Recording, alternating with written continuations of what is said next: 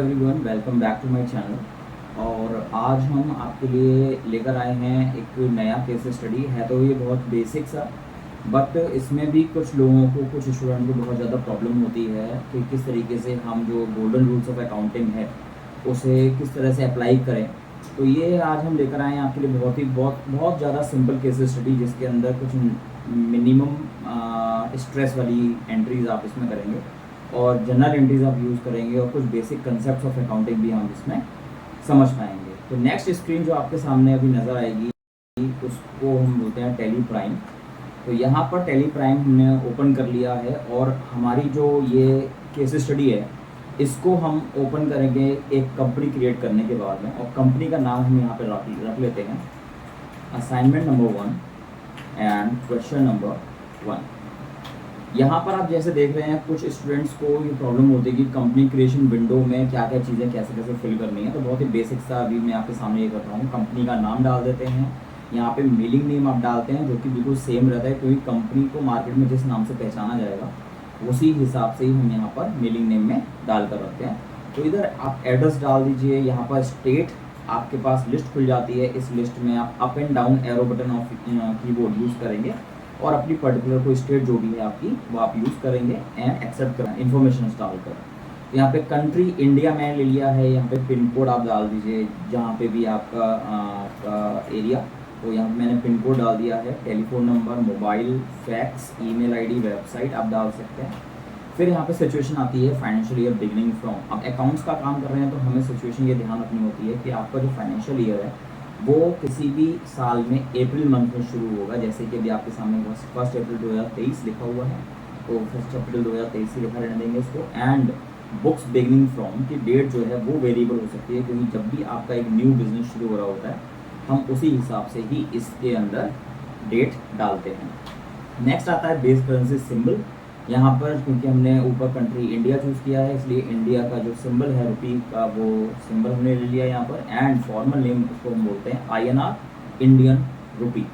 Next यहाँ पर जब आप एंटर प्रेस करने के बाद फाइनल जो आपकी स्क्रीन चेंज होती है वो है एक्सेप्ट वाली, जिसमें वो पूछता है कि what ever the information you had entered आप एक्सेप्ट करवाना चाहते हो या नहीं। यहाँ पे यस और नो भी आपको दिया हुआ है। वाई और एन का यूज़ कर सकते हो या फिर आप एक्सेप्ट कराने के लिए एंटर भी प्रेस कर सकते हो। कीबोर्ड में एंटर कर देते हो और मेरी यहाँ पे कंपनी क्रिएट हो जाती है और आपके सामने खुलकर आ जाएंगे F11 फीचर्स। तो F11 फीचर्स के अंदर क्योंकि मेरा कोई बिल्कुल बेसिक वर्क है तो मैं यहाँ पर आपको एक चीज़ दिखा देता हूँ। GST का काम अभी हमारे केस स्टडी में है नहीं, तो मैं यहाँ पे इसको कर लेता हूँ नो, और कंट्रोल A से आपकी जो विंडो है बिल्कुल डायरेक्टली एक्सेप्ट हो जाती है।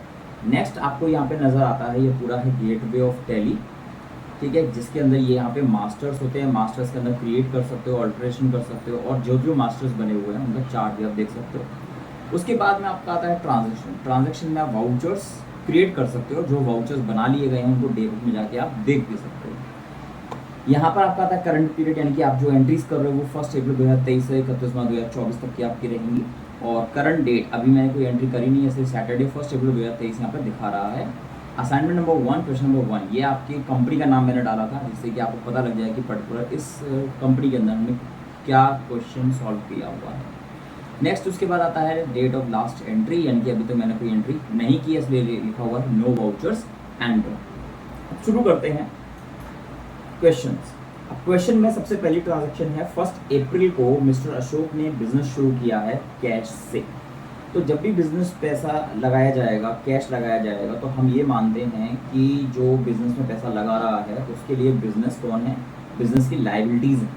तो हम क्या करते हैं, एक लेजर बनाते हैं जिसको हम बोलते हैं, ओनर का नाम जैसे अशोक है तो हम क्या लेजर बनाएंगे, अशोक कैपिटल अकाउंट। तो अशोक कैपिटल अकाउंट हमने एक लेजर बनाया और दूसरा लेजर जो उसमें यूज़ होगा कैश का यूज़ होगा, क्योंकि बिज़नेस में कैश आ रहा है और हमारा एक गोल्डन रूल है, सेकेंड रूल हम बोलते हैं उसको, व्हाट कम्स इन, उसको हम लिखते हैं डेबिट के अंदर। तो इसीलिए हमने इसको क्या यहाँ पे लिखना है, कैश को करना है डेबिट। और जो लाइबिलिटीज़ हैं हमारी, यानी कि बिजनेस की लाइबिलिटी है कि वो अपने ओनर को पैसा चुकाएगा, इसलिए कैपिटल को हम यहाँ पे डाल देते हैं क्रेडिट के अंदर।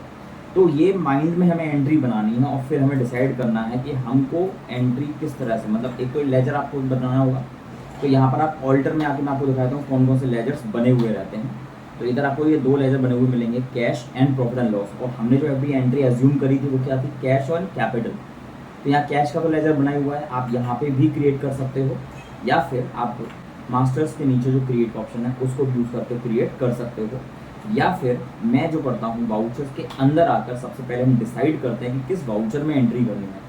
अब यहाँ पर आपको सबसे पहले डिफ़ॉल्ट में जो वाउचर खुला हुआ मिलेगा दैट इज़ पेमेंट वाउचर। तो यहाँ पर हमको आना है F6 के अंदर रिसीट वाउचर में।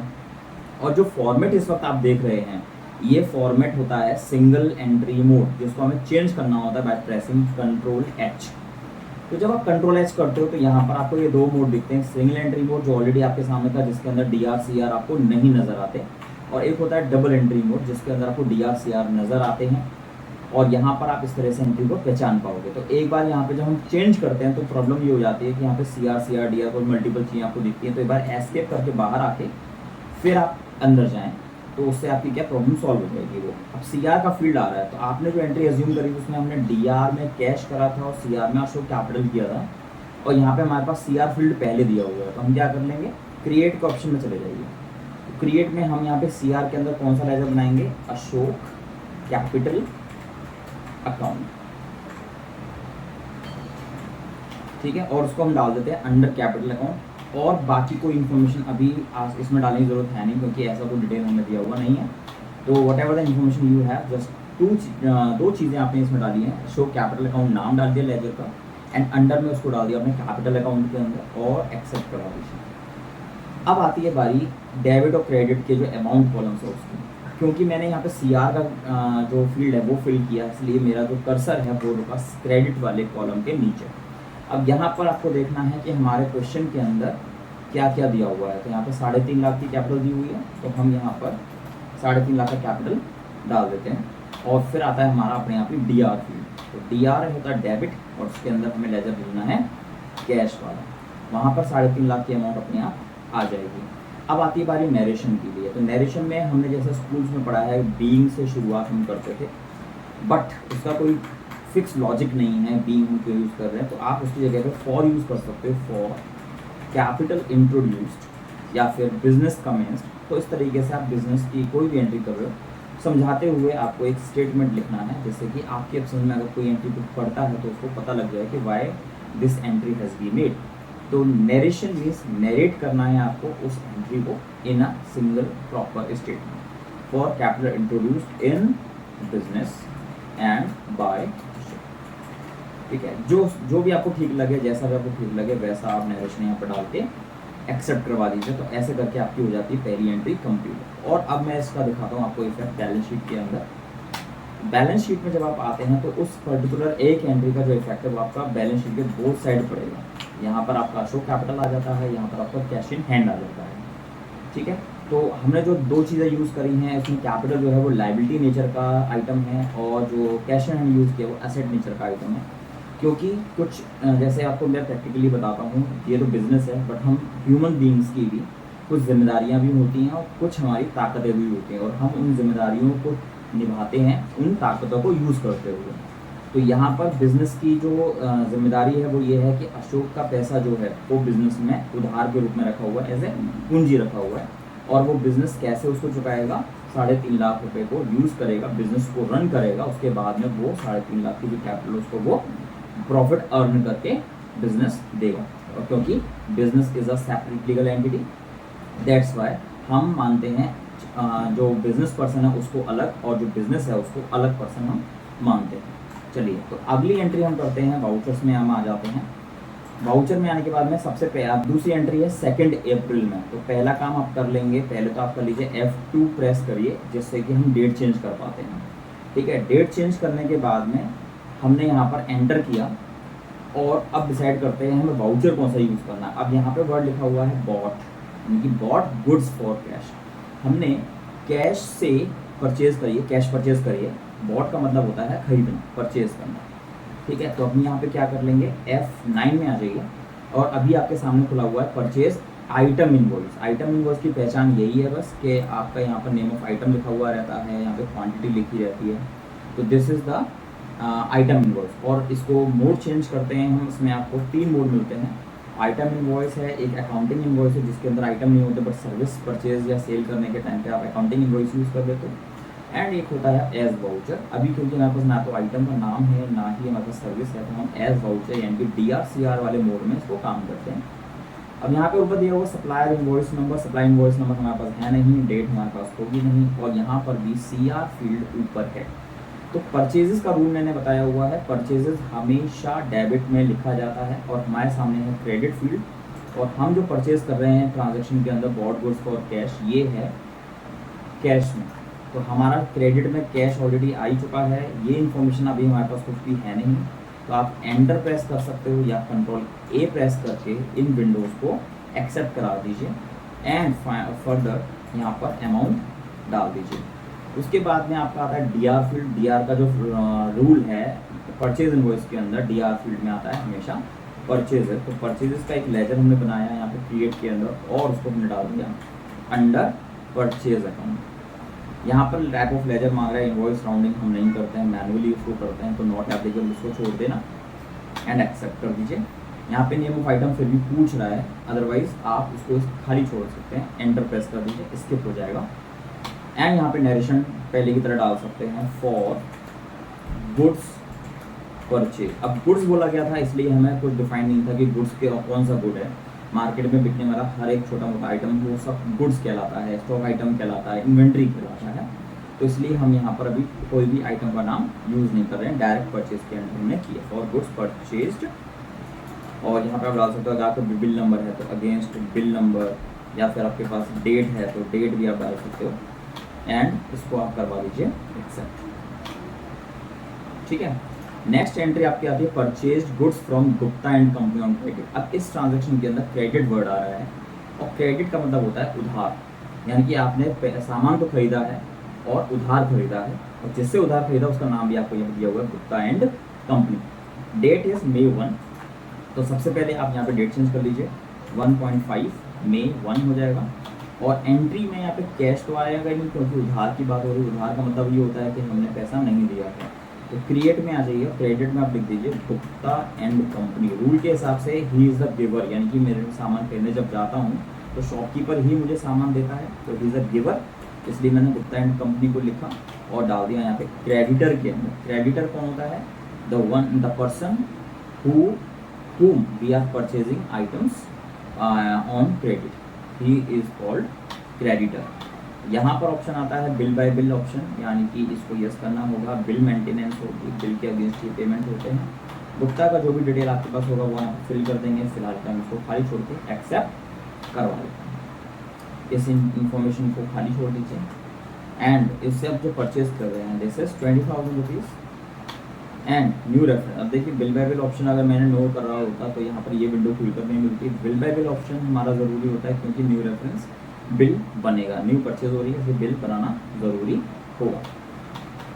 एक्सेप्ट करवा दिया इसको and then we are using purchase ledger, जो कि मैंने पिछली ट्रांजैक्शन में ऑलरेडी बना लिया था।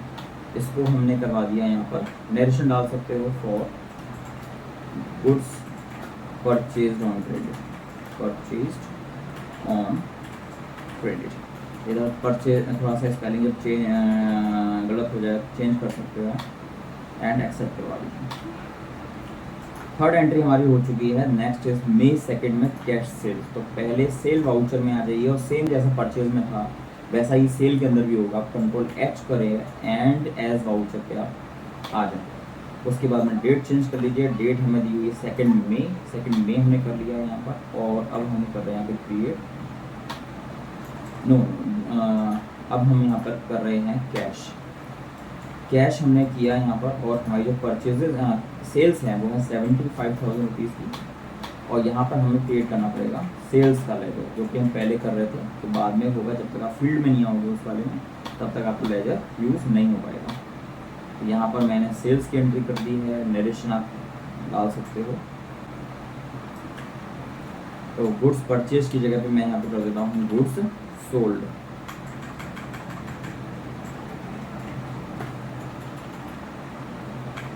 एंड हमने करवा दिया इसको एक्सेप्ट। नेक्स्ट एंट्री पे आते हैं पेड रेंट। अब रेंट की बारी आती है और यहाँ पर आप रेट चेंज करते हैं 31.5 और पेमेंट वाउचर में, क्योंकि वो खर्चा है हमारा, और एक्सपेंसेस में जो एंट्री होती है, डेबिट में हमारे एक्सपेंसेस होते हैं, और क्रेडिट के अंदर हमारा बैंक कैश, पेटी कैश ऐसी चीज़ें हमें मिलती हैं।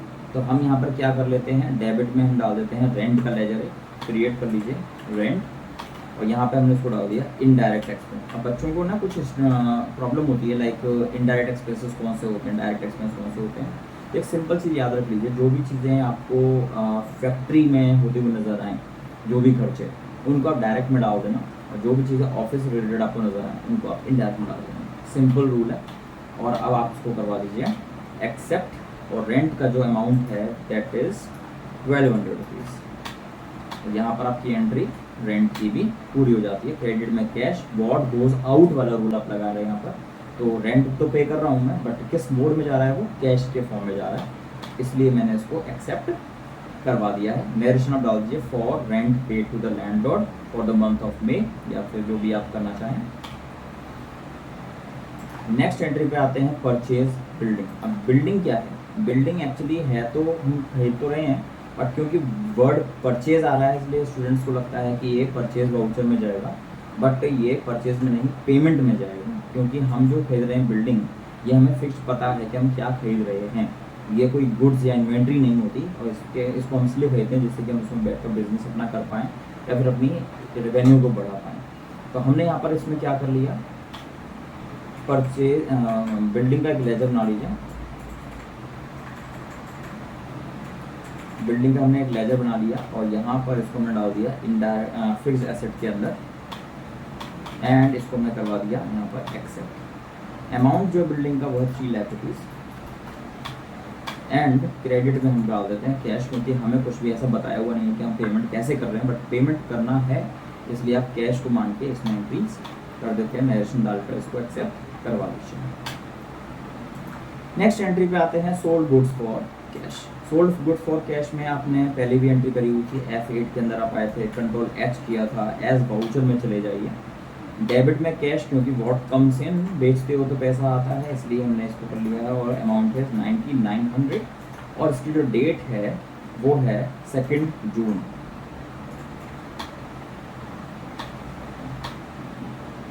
सेकेंड जून में हमने इसको एंट्री किया और एक्सेप्ट करवा दिया। नेक्स्ट एंट्री पे हम आ जाते हैं sold goods to Vijay on credit. अब पहले वाली एक एंट्री थी जिसमें हमने परचेज किया था गुप्ता एंड कंपनी से क्रेडिट पर, उसी तरह से अब विजय से है, विजय को हम बेच रहे हैं सामान ऑन क्रेडिट। तो आप आ जाइए, पहले डेट चेंज कर लेते हैं 1.7, फिर आप आते हैं DR में कौन रिसीवर है, मैं सामान दे रहा हूँ विजय को, तो हु इज द रिसीवर, विजय। तो मैंने विजय को सामान बेचा, और ये आएगा किसके अंडर, जिसको हम सामान बेचते हैं उधार, उसको हम यहाँ बोलते हैं सन्ड्री डेटर्स। इसमें भी वही ऑप्शन खुलेगा जैसे क्रेडिटर के अंदर खुला था, इसको भी यस छोड़ दीजिए, और बाकी इन्फॉर्मेशन डालकर आप एक्सेप्ट करवा देंगे। कंट्रोल ए करके आप एक्सेप्ट करवा देते हैं। टोटल 20,000 रुपये का आपने इसको सामान बेचा, न्यू रेफरेंस बिल बनाकर आपने इसको दिया, और यहाँ पर सेल्स वाउचर लेकर बाकी चीज़ें डालकर नरेशन में डालकर एंट्री को भी एक्सेप्ट करवा देंगे।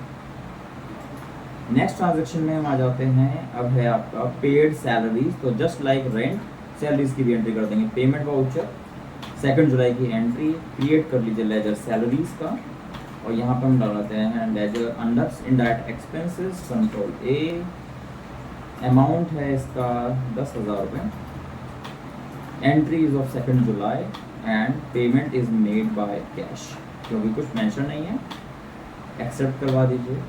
Next entry is of wages, वो हम पे कर रहे हैं 31 जुलाई को, तो डेट चेंज कर दीजिए 31 जुलाई। लेजर बना लीजिए वेजेस। वेजेस क्या होते हैं, वेजेस होते हैं रोजमदारी वाले भत्ते जो हम लेबर को देते हैं प्रतिदिन काम करने पर, उसको हम वेजेस बोलते हैं, इसलिए हम उसको डालते हैं डायरेक्ट एक्सपेंसेस में, एंड एक्सेप्ट करवा दीजिए। और इसका जो अमाउंट है वो है 5500 रुपीज़, एक्सेप्ट करवाएंगे, इसको कैश डाल।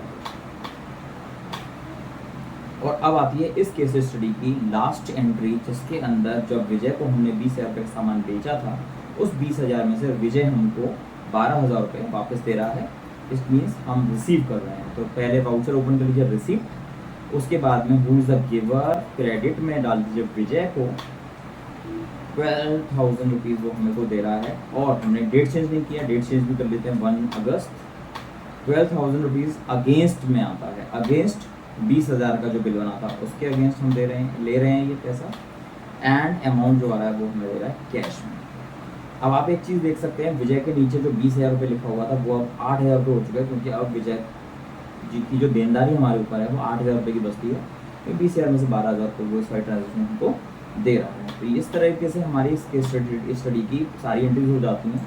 और सारी एंट्री करने के बाद में अब हम आपको दिखाते हैं पहले तो प्रॉफिट एंड लॉस की कंडीशन। प्रॉफिट एंड लॉस में हमारा जो आंसर आ रहा है, मतलब नेट प्रॉफिट आ रहा है, वो है 46,200। Let's see whether it is correct और नो। यस, ये बिल्कुल सही आंसर है हमारा, 46,200 हमारा प्रॉफिट आ रहा है। उसके बाद में हम देखते हैं परचेजेस हमारा यहाँ दिखा रहा है, सेल्स हमारा यहाँ पे दिखा रहा है, और वेजेस हमने डाले 5,500, वो हमारा डायरेक्ट एक्सपेंसेस में दिखा रहा है। उसके बाद आते हैं इनडायरेक्ट एक्सपेंसेस में 1,200 देन सैलरीज 10,000। तो इस तरीके से हमने अपना क्या कर दिया, यहाँ पर सारे खर्चे वगैरह डाल दिए, सारी सेल्स परचेज डाल दी, और हमारा जो नेट प्रॉफिट आ रहा है वो आ रहा है 46,200। और अब बारी है बैलेंस शीट की। बैलेंस शीट को भी आपको ओपन कर लीजिए। बैलेंस शीट ओपन करने के बाद ऑल्ट F1 करें, प्रॉफिट एंड लॉस ओपन करने के बाद ऑल्ट F1 करें, उससे क्या होगा, डिटेल फॉर्मेट खुल जाता है लाइक दिस। ऑल्ट के साथ में F1 प्रेस करोगे तो अब यहाँ पर आपको देखिए, सबसे पहली एंट्री तो आपको दिखाई थी, मैं 3.5 लाख रुपये कैपिटल लगाया था, बट कैश जो था हमारे पास 3.5 लाख था, बट हमने कुछ बिजनेस फॉर्मेशन किया हुआ है जिसकी वजह से हमारा कैश इन हैंड अब 1,08,200 रह गया है। डेटर्स हमारे 8,000 रुपये रह गए, डेटर्स में हमारा विजय है। क्रेडिट हमारे 20,000 रुपये के हैं, जिसमें हमने रिटर्न कंपनी से सामान 20,000 रुपये का खरीदा था। प्रॉफिट एंड लॉस हमारा 46,200 आ चुका है, और यहाँ पर हमारी बिल्डिंग 3 लाख रुपये की शो हो रही है। तो ऐसे करके हमारा जो कैश इन हैंड का आंसर है वो भी हमारा मैच हो रहा है 1,08,200, देख सकते हैं यहाँ 1,08,200 नीचे भी दिया हुआ है आंसर। एंड उसके बाद हमारा आता है यहाँ पर बैलेंस शीट का टोटल 4,16,200 रुपये, 4,16,200 रुपये। इस तरह से हमारा बैलेंस शीट का टोटल भी मैच कर रहा है। तो ये बहुत ही बेसिक हमने केस स्टडी आज हम उठाई है, और इसके अंदर आपने देखा कि हमने वाउचर के अंदर डायरेक्टली लेजर्स बनाए हैं, जिससे कि हमारा टाइम सेव हो गया है। तो नहीं तो क्या होता है, सबसे पहले आप लेजर में जाते हो, वहाँ पे लेजर क्रिएट करते हो, उसके बाद फिर वाउचर में जाके फिर वहाँ पे आपको लेजर्स यूज़ करने पड़ते हैं। तो आप इस तरीके से करेंगे सो दैट कि आपको ज़्यादा लंबा प्रोसेस यूज़ नहीं करना पड़ेगा, एंड वर्किंग आपकी कुछ इस तरह से होगी, बहुत ही ज़्यादा स्मूथ। तो यहाँ पर आपका ये केस स्टडी हो जाता है ख़त्म। होप कि आपको हमारी केस स्टडी बहुत ही अच्छी लगी होगी, और अकाउंट्स के कुछ बेसिक कंसेप्ट जो आज हम इसमें सिखाना आपको चाह रहे थे वो भी आपको समझ में आए होंगे। तो बहुत ही जल्द आपके सामने लेकर आएंगे हम अब अगली केस स्टडी, जिसमें असाइनमेंट नंबर 1 का क्वेश्चन नंबर 2 हम कवर करेंगे। तब तक के लिए करिए इंतज़ार। Bye bye.